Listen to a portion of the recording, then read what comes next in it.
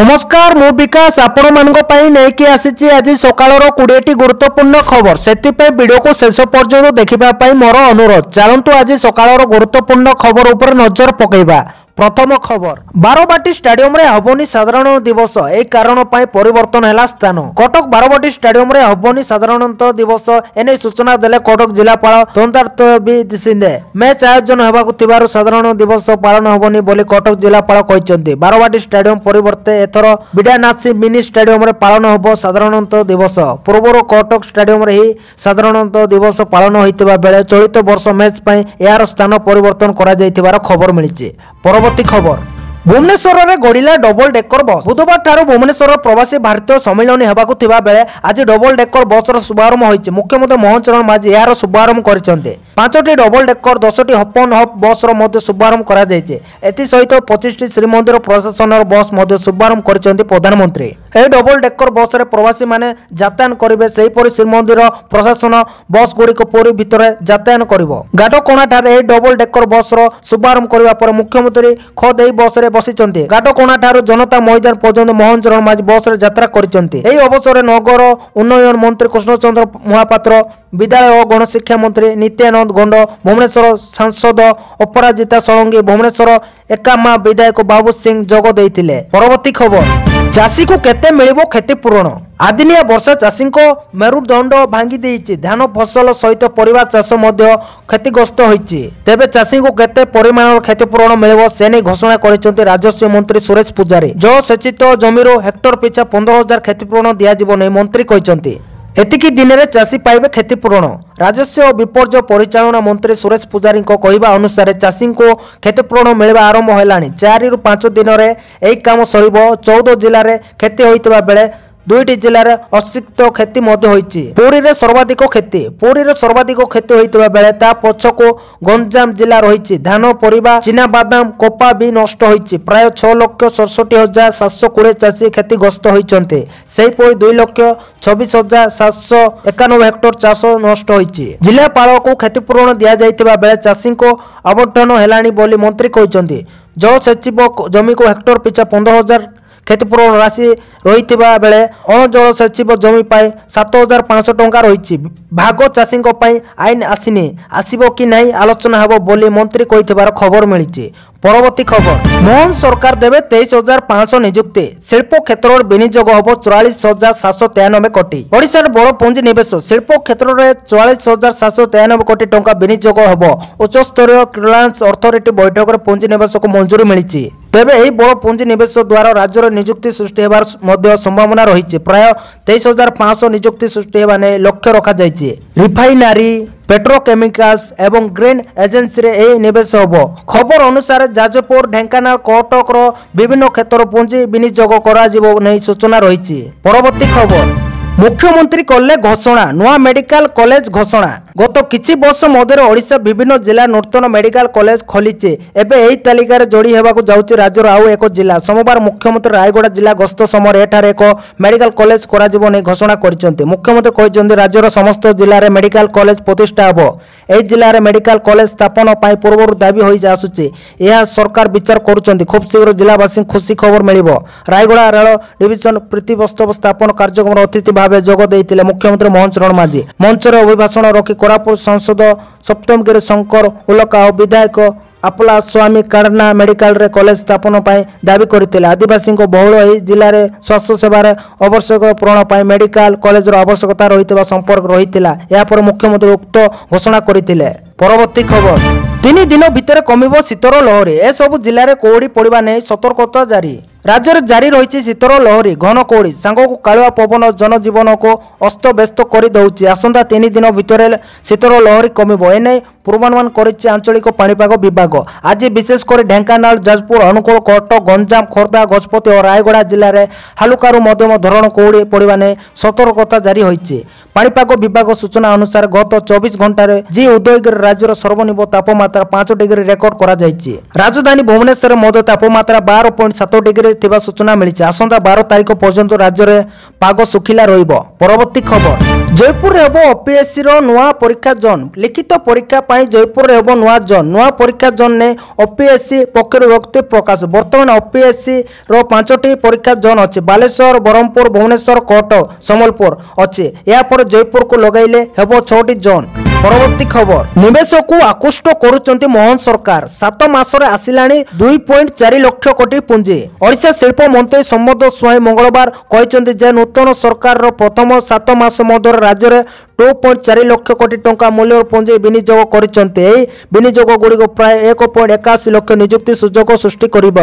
ନୂତନ ସରକାରଙ୍କ ଉପଭୋକ୍ତି ବର୍ଣ୍ଣନା କରି ସେ କହିଛନ୍ତି ଯେ ଏହି ସମୟ ମଧ୍ୟରେ 134ଟି ପ୍ରମୁଖ ଶିଳ୍ପ ପ୍ରକଳ୍ପ ଅନୁମୋଦନ ଲାଭ କରିଛି। ଚାକିରି ଭିତ୍ତିକ ଶିଳ୍ପ ଉପରେ ସରକାର ଗୁରୁତ୍ୱ ଦେଉଛନ୍ତି ବୋଲି ସେ କହିଛନ୍ତି। ଆମେ ସେହି ସେକ୍ଟର ଗୁଡ଼ିକୁ ପ୍ରାଥମିକତା ଦେଉଛୁ ଯାହା ସର୍ବାଧିକ ରୋଜଗାର ସୃଷ୍ଟି କରିପାରିବ, ଯେପରିକି ବସ୍ତ୍ର, ସବୁଜ ଶକ୍ତି ଏବଂ ସବୁଜ ଆମୋନିଆ ସାମିଲ ରହିଛି। ପୂର୍ବରୁ ଇସ୍ପାତ ଏବଂ ଧାତୁ ଶିଳ୍ପ ଉପରେ ଧ୍ୟାନ ଦିଆଯାଉଥିଲା, କିନ୍ତୁ ବର୍ତ୍ତମାନ ଆମେ ଆମର ଆଭିମୁଖ୍ୟକୁ ବ୍ୟାପକ କରୁଛୁ ବୋଲି ସ୍ୱାଇଁ କହିଥିବାର ଖବର ମିଳିଛି। ପରବର୍ତ୍ତୀ ଖବର, ରାତି 9ଟା ଯାଏଁ ଖୋଲା ରହିବ ରାଜ୍ୟ ସଂଗ୍ରହାଳୟ। ଏନେଇ ସୂଚନା ଜାରି କଲେ ସଂସ୍କୃତି ମନ୍ତ୍ରୀ ସୂର୍ଯ୍ୟବଂଶୀ ସୁରଜ। ବର୍ତ୍ତମାନ ରାଜ୍ୟ ସଂଗ୍ରହାଳୟ 5:30ଟା ଯାଏଁ ଖୋଲା ରହୁଛି। ସୂଚନା ଅନୁସାରେ ପ୍ରବାସୀ ଭାରତୀୟ ଦିବସ ପାଇଁ ରାଜ୍ୟ ସଂଗ୍ରହାଳୟ ରାତି 9ଟା ଯାଏଁ ଖୋଲା ରହିବ। 12 ତାରିଖ ପର୍ଯ୍ୟନ୍ତ ରାତି 9ଟା ଯାଏଁ ଖୋଲା ରହିବ ଏହି ରାଜ୍ୟ ସଂଗ୍ରହାଳୟ। ରାଜ୍ୟ ସଂଗ୍ରହାଳୟରେ ପ୍ରବାସୀଙ୍କ ପାଇଁ ବ୍ୟାପକ ବ୍ୟବସ୍ଥା ରହିଛି। 9ଟି ଡିଜିଟାଇଜ ଗ୍ୟାଲେରୀକୁ ଉଦ୍ଘାଟନ କରିଛନ୍ତି ମୁଖ୍ୟମନ୍ତ୍ରୀ ମୋହନ ଚରଣ ମାଝୀ। ଓଡ଼ିଶାର କଳା ସଂସ୍କୃତିକୁ ଡିଜିଟାଲି ଜାଣିବା ପାଇଁ ବ୍ୟବସ୍ଥା ହୋଇଛି। ପ୍ରବାସୀ ଭାରତୀୟ ଦିବସ ପାଇଁ ଜଣଙ୍କ ପରେ ଜଣେ ପ୍ରବାସୀ ଭାରତୀୟ ଭୁବନେଶ୍ୱରରେ ପହଞ୍ଚୁଛନ୍ତି। ଭୁବନେଶ୍ୱର ବିମାନ ବନ୍ଦରରେ ପହଞ୍ଚିବାରେ ଲାଗିଛନ୍ତି ପ୍ରବାସୀ। ବିମାନ ବନ୍ଦରରେ ଭବ୍ୟ ସ୍ୱାଗତ ସମ୍ବର୍ଦ୍ଧନା ପାଇଁ ବ୍ୟାପକ ବ୍ୟବସ୍ଥା ରହିଛି।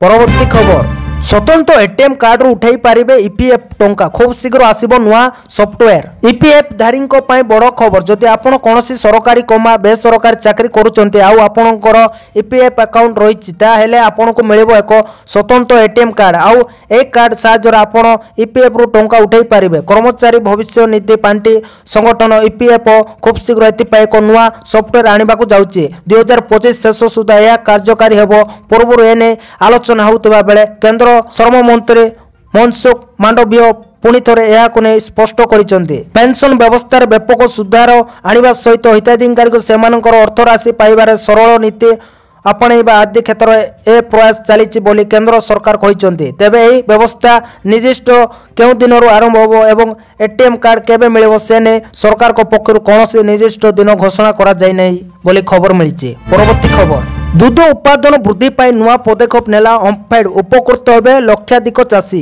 दूध उत्पादन संग्रह वृद्धि करने उपर गुरुत्व देउचंती राज्य सरकार। गाई उपयुक्त दाना सह सबुज चारा खाइले दूध उत्पादन बढ़िबो। एथिपाई घास चाष को प्रोत्साहन देबा पाई ओम्फेड निष्पत्ति नेछि। सोमवार कटक मिल्क यूनियन मुख्य कार्यालय ठारे समस्त यूनिट मुख्य सुपरवाइजर को नहीं ओम्फेड्र परिचालना निर्देशक विजय अमृता कुलांगे करिथिबा समीक्षा बैठक रे निष्पत्ति निया जायछि। यह बाद क्षीरधारा केंद्र खोलिबा पाई मध्ये ओम्फेड पक्षरु पदक्षेप निया जायछि। विभिन्न पंचायत रे क्षीरधारा केंद्र सृष्टि करा गले दूध संग्रह बिक्री वृद्धि पाइबो बोली कुलांगे कहिसंती।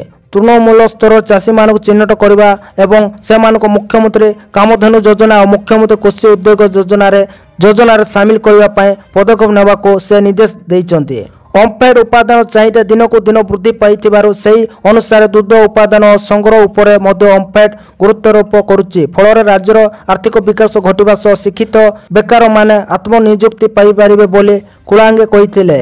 अन्य मानक मध्य ओम्फेड्र वैदेशिक परामर्शदाता तथा कटक मिल्क यूनियन साधारण परिचालना डॉक्टर दिगंबर नायक उपस्थित थिले। परवर्ती खबर, हठात कमिला आईफोन रो दाम। जदि एप्पल आईफोन रो लवर ताहेले एही खबर आपनक पई बड़ खुशी खबर। आईफोन 15 होचे एक प्रीमियम स्मार्टफोन। एथि सो उपभोक्ता शानदार फीचर मध्य पाइथांती। यार डिजाइन एवं लुक मध्य नियारा अटे। अधिकांश लोक एही फोन किनिबा को चाहते किंतु मूल्य अधिक होबारु किनि पारु नाहंती। हेले वर्तमान यह किनिबा संभव होई पारे। सस्ता होइছে आईफोन रो दाम। या पूर्व आईफोन 15 ब्लैक 128 जीबी रो मूल्य 69,900 टंका थिला। हेले फ्लिपकार्ट वर्तमान 12% डिस्काउंट यह बिक्री करुच्ची। रिहाती पर यार मूल्य 60,999 टंका होइछि। एही परि जदि डिस्काउंट कथा देखिबा तेबे फोन रे समुदाय 2000 टंका संचय होइछे। एई फोन रे एक भलो एक्सचेंज ऑफर मध्ये रहिछे। पुराना फोन दे नुआ फोन किनि पारिबे आपण।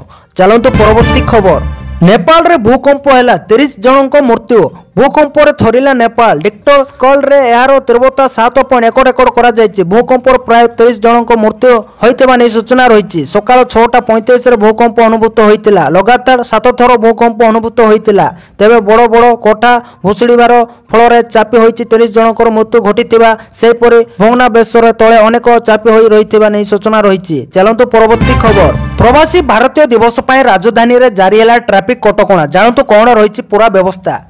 प्रवासी भारतीय दिवस समारोह आसंता काली आज जनवरी 8 रे भुवनेश्वर रे आरंभ होबो। 10 तारिख पर्यंत होबाको थिबा ए समारोह निमंते भुवनेश्वर विभिन्न स्थान पय ट्रैफिक कटकणा जारी होइछि। सूचना अनुसार राष्ट्रपति द्रौपदी मुर्मू और प्रधानमंत्री एही समय मध्य ओडिशा गस्तर आसुथिबारो कमिशनर पुलिस पक्षर कटकणा गुडी को लागू करा जायछि। कटकणा समय कोनोसी जानवाहन घोषित रास्ता रे यातायात करि पारिबे नाही किमा कोनोसी गली रास्ता को मुख्य रास्ता को आसी पारिबे नाही। आसंता काली जनवरी 8 अर्थात आज संध्या 7:50 रु 8:20 पर्यंत एयरपोर्ट छक रु हॉस्पिटल छक एजी छक दे राजभवन पर्यंत कौन से जान यातायात करि पारिबो नाही।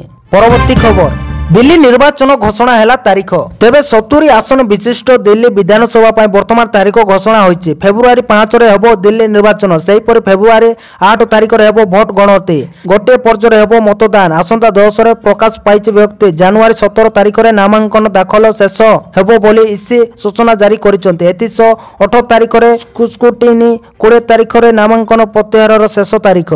फेब्रुआरी 23 रे सरिबो दिल्ली विधानसभा कार्यकाल। दिल्ली भोटर संख्या 1,55 लाख रु अधिक रही। यही भोटर मध्य पुरुष भोटर संख्या 83,59,000 अधिक होइतिबा बेले महिला भोटर संख्या 71,73,000 रही। 2020 मसीहा विधानसभा निर्वाचन में आम आदमी पार्टी बंपर विजय मिलता। आप एठारे 70 सीट्रु 62 सीट निज नाम रही करथिला। तो दर्शक बंधु ए थिला आज सकाळर केतोटी गुरुत्वपूर्ण खबर। जदि वीडियोटी भल लागिछि लाइक करबा सहित आम चैनल को सब्सक्राइब करंतु। वीडियोटी संपूर्ण देखिथिबारु आपण मानकु बहुत बहुत धन्यवाद।